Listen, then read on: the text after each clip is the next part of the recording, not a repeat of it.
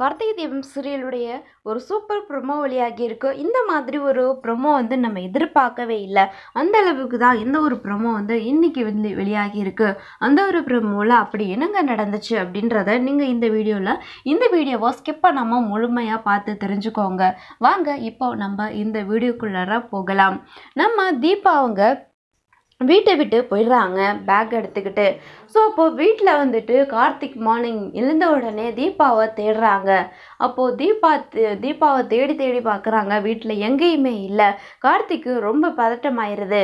வீட்டில் இருக்க எல்லாருக்கிட்டையும் கேட்குறாங்க. சமையல் கட்டில் கிச்சனில் போய் அந்த வேலைக்கார அம்மா கிட்ட கூட கேட்குறாங்க.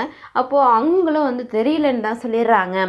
இந்த பக்கம் நம்ம அருண் அதுக்கப்புறம் ஃபேமிலியில் இருக்க எல்லோரும் கூப்பிட்டு வச்சு கேட்குறாங்க. எங்கேயுமே தீபா இல்லை.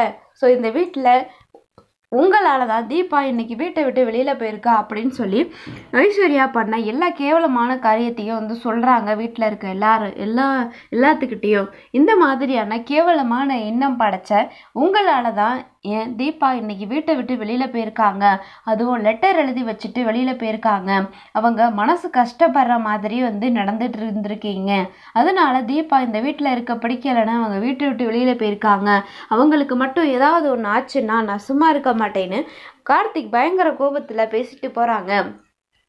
இதையெல்லாமே நம்ம கேட்டுட்டு இருந்த நம்ம நாச்சியார் பார்த்தீங்கன்னா ரொம்ப பதட்டத்தில் இருக்காங்க.